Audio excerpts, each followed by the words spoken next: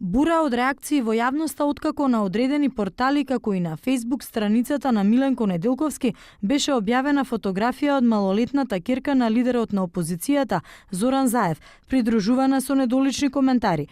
Од првата детска амбасада меѓаши велат дека малолетниците се честа мета на недолични коментари од повозрасни лица.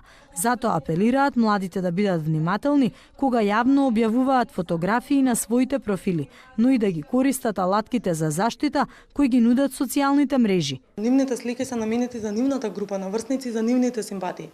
Не се наменети за луѓе кои што се многу повозрасни и кои што можат сексуално да ги вознемируваат. Мојата насока е во тоа само да биде за пријателите, затоа што од друга страна имаме возрасни луѓе кои што навистина можат сексуално да ги вознемируваат и не само да ги вознемируваат сексуално, туку нивниот изглед, нивната фотографија да ја искористат со цел да наштетат на угледот на семејството, на детето и на неговиот понатака интегритет кој што влие на оптималниот раст и развој на детето и може понатака да остави последици по него. Според психолозите, многу е тешко да се оцени дали недоличните коментари се интернет малтретирање, затоа децата мора да бидат соодветно заштитени. Дете метнете во вашата патолошка, да речам, начин на општење со другите, не сте критички, не водите сметка за последиците, секако станува збор за некоја болна личност.